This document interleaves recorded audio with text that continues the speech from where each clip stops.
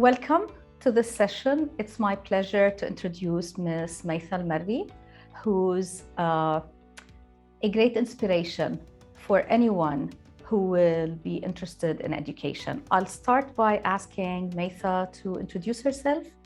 Thank you for joining us, Maitha. Thank you for having me. Thank you. My name is Maitha AlMarri. I am 29. I am currently a lecturer at the Higher Colleges of Technology in Abu Dhabi. I'm also currently enrolled in the Ph.D. in Language and Literacy in UAE University. I have been a teacher this is my 9th year of teaching. I previously taught in the primary grades, and now I'm in the College of Education, teaching teachers how to teach, we can say. And I'll just add to that. I've known Maitha if you've been teaching for 9 years, I think I've known you now, but maybe 11, because the first time I met Maitha was at a time when she was doing her bachelor at Zayed University. I was teaching back then, and that's how I met Maitha. And then I had the pleasure of teaching Maitha during her master's. And then I met Maitha teaching her during her PhD. So I've had the privilege of seeing you through the different phases that you went, seeing you transition from an undergraduate student to a PhD student, seeing you transition from a teacher at a primary school to college level.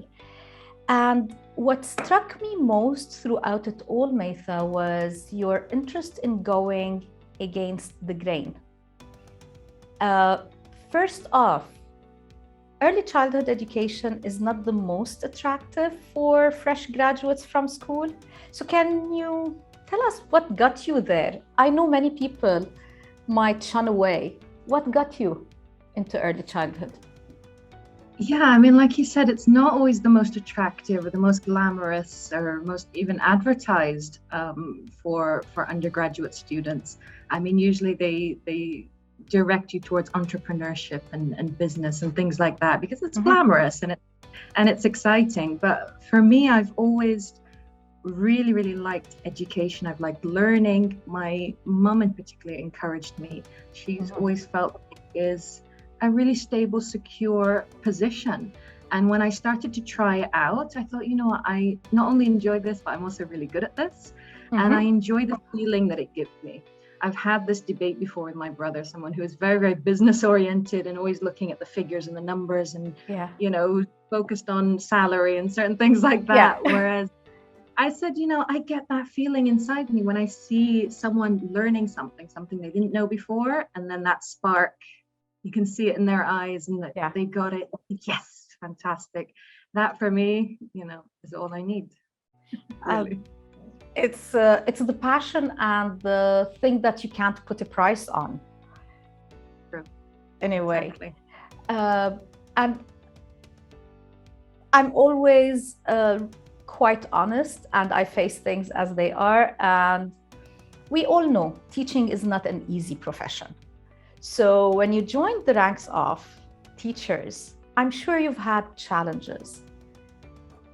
Any insights about some of those challenges and how you overcame them?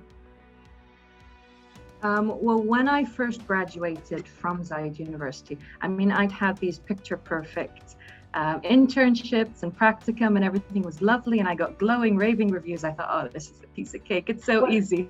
And you deserve them. Let me say that. So. Thank you.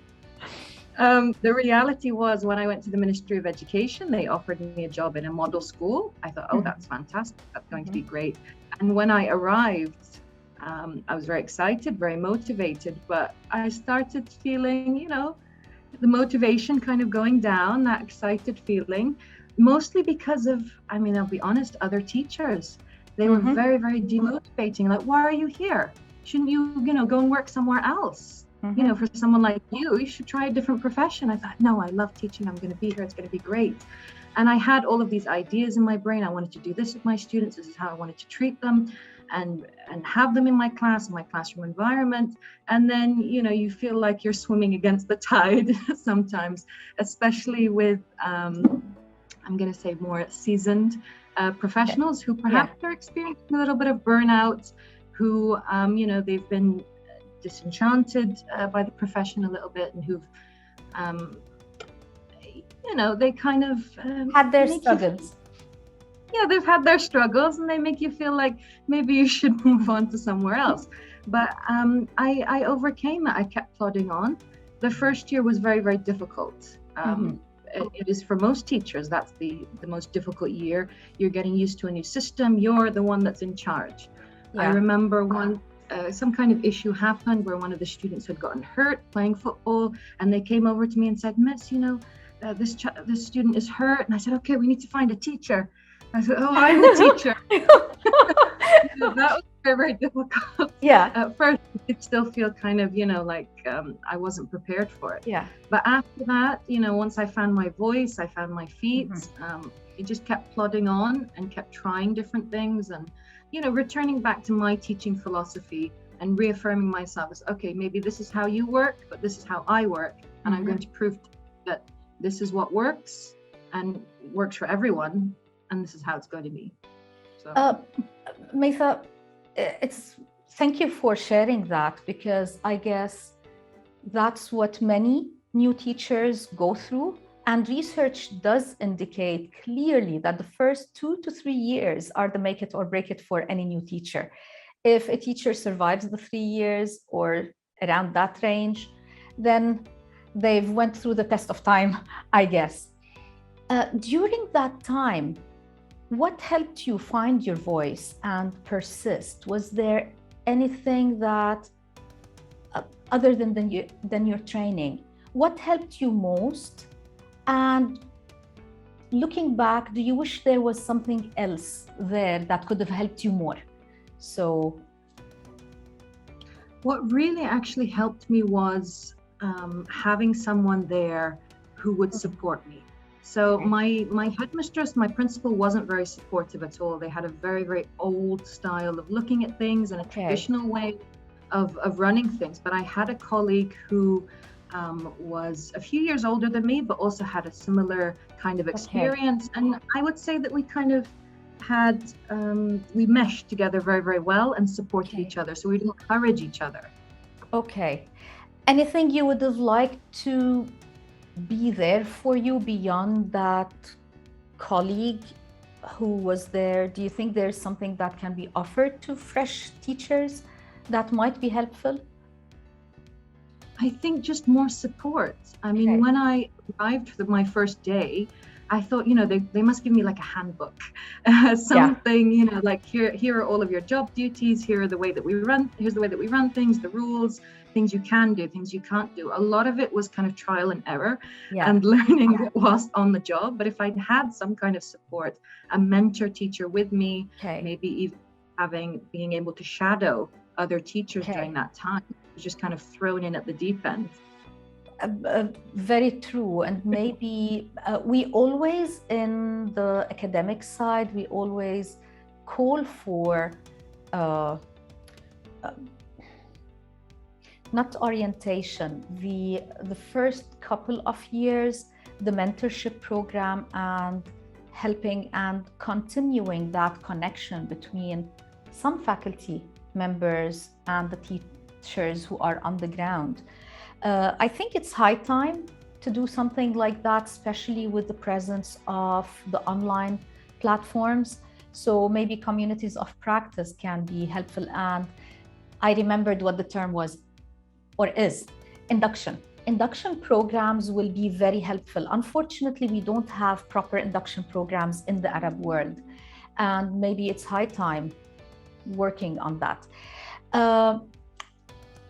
Moving with your next part of your journey, your master's. As a dean in the College of Education and as a faculty member prior to that, I know that many fresh graduates who are looking for their master's, the first thing that comes to mind is we're going to do our master's in educational leadership, because guess what? That's what's going to become, that's what's going to help us become leaders. You decided adamantly to do it in teaching and learning rather than leadership. Why? I'd like to hear that. I'll be honest, I don't enjoy leadership positions. Yes, I could have an influence there, but I do feel that the influence I have within the classroom environment is more important to me, essentially. I mean, leadership, that's what everybody always jumps to, and they want to be a leader, they want to be a principal, and that's never really appealed to me. I've always enjoyed the teaching side of things. I've always enjoyed the learning side. But being an administrator, if I wanted to be an administrator, I wouldn't have gone into education, if I'm being honest. It's just something that does not appeal to me. It's amazing that you are mentioning the administration versus the leadership, because unfortunately they're so synonymously used, even though they are not. Do you see yourself as a leader in your class? Within the classroom, definitely.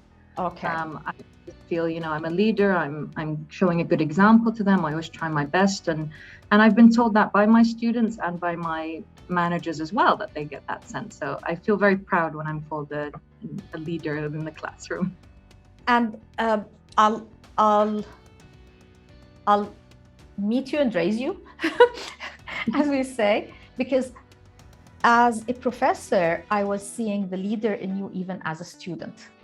So, and I saw it, continue to see it in the 3 transitions, which is very important, I think, to send that message to individuals who believe that the term leadership is what will get them to become leaders, rather than the actual dispositions, skills. And unfortunately, you said it very well, it's the administration. A leadership degree will get you into administration, it will not get you to leadership anyway. At the present time, you've moved out of the school classroom and you're in a college context. How do you find that in comparison to where you were before? Let me start off by being very clear that I was very, very happy being an English teacher, being a primary school teacher, and I'm very happy now as well. It's a different environment, obviously, when you're dealing with adult learners versus 10-year-old boys. Yeah. It is a nice welcome change, to be honest with you. I did feel that there was some stagnation occurring a little bit, and I was starting to find it a little bit boring. I did want a bit more of a challenge, something that's really going to keep the mind firing. Yeah, it's nice you're saying it's a different experience. How much do you feel that your school years teaching in the school, I know there were years where you were in school as a student, but your school teaching years, how did they prepare you to teach now teachers how to teach? Well, I think essentially it gave me that experience, so I can speak to the students from experience. Yeah. And I can say, when I was a teacher, this is how I would deal with it. So sometimes it's almost even counter to what we're teaching in the curriculum. So certain things I say, actually, in my experience, I would try this. So when we're talking about behavior management or classroom management, and they always talk about, let's have a behavior chart and write students' names on the boards and a tick or an X. And I saw that in the curriculum. I was like, I didn't do that. That's not what I did. What do you think about this type of style? And I talk to them more from experience. So I think if I were fresh out of university and not been in that classroom setting for so long and gained all that experience and then talking to them, it wouldn't be the same. True. And if you had, now that you've moved through both phases, okay, if you were teaching Maitha while she was learning how to become an early childhood educator, what would you tell her? What would be the most important thing you would give her? I would say always trust and believe in yourself and your own skills. It's the self-doubt that is going to just really bring you down. So once you know, I can do this, I'm great, I can keep going. Yeah, that's the most important thing. It's ignore the self-doubt, ignore those voices. Nice. What's the biggest, the happiest moment for you as a teacher? A special time where you felt, oh, this is all worth it. So there's the everyday, kind of like, yes, when you see it in that student that they understood it, and you get that little tiny sense every single day. But usually it's at the end of the year for me. I mean, when it's, all the exams are over, all that stress is gone, and then you can just be more natural with the students and have conversations with them. And they talk to you, it's like, oh, I really enjoyed this and I had that. I'd always have a party at the end of the year, and I'd invite all of the mothers as well to come in, and we just sit around eating and joking and laughing and having games. And I do little certificates for each student, like best smile or best handwriting, but something like that, just to make them feel really happy about themselves. And just during that time, I think, oh, this was a great year. And I always reflect back on the best parts, and you have your days where you just think, oh, I'm frustrated or I'm overworked and things like that, but you very, very quickly forget it. Reflection, you said something that caught my attention. You reflect. Where does reflective practice come into your practice? If I can it's say part that. and parcel. Yeah, it's part and parcel. You can't stop reflecting. And I say this to my students as well. If you're not reflecting, then you're kind of just you're stuck. If you think that you don't need to reflect and that you're perfect, then you're probably not. I mean, it's important to always go back and think, how did I do during this lesson? Was there anything I said that I should have said better? Should I have done more? And the number one question I ask myself is, did I do my best? Okay. And on the days where you feel you didn't, what do you do? Well, I'll look at myself and I say, why didn't I do so well? What was it? Was it an external factor, or was it something within myself that I didn't do so well? And I make a promise to myself, I'm not going to do that again, and try to overcome it. So even now, after nearly 10 years teaching, it's still happening. I don't go and say, what, I'm perfect, I don't need to change it. That doesn't happen. Never, ever. And that will never change for a successful and reflective teacher. That should never change, no matter when, because all the variables there are so many mobile pieces and moving pieces when we're doing teaching and working with students. During all of that, I know all of us pick up some resources that tend to be extremely helpful for us. So, like at one point, for example, there was the Khan Academy for some person. At the present time, I think Khan is ubiquitous to the point nobody talks about it as a resource because it's there.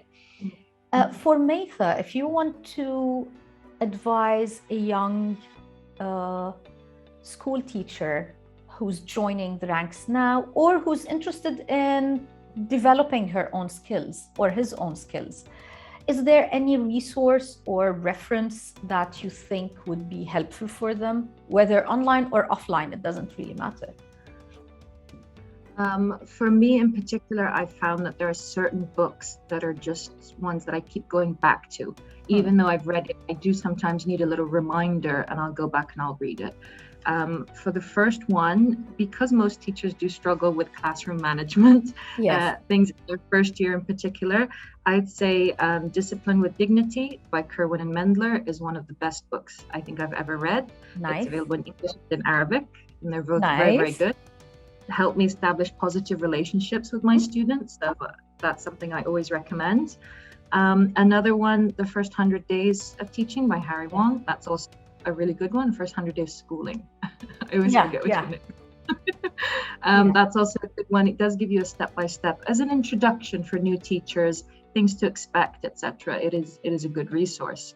And then I would say thirdly, go back to your excuse me, go back to your professors, go back to those who have experience, someone you respect, someone you I don't want to say idolize, but that's the person you want to be when you grow up, is a good person to probably pick their brain and talk with them and get some advice from them. Nice. Thank you. We will be providing the titles of the textbooks that Maitha mentioned in the reference list. So moving to PhD, what got you there? It seemed the next logical step. I mean, to be in higher education, as I currently am, I need to also have a PhD, and I need to also be involved in research. That's something that's important. It's also, kind of that refresh. You're not stagnant. You keep moving forward. So that's kind of the main reason why. It's the gateway into the next part. The gateway.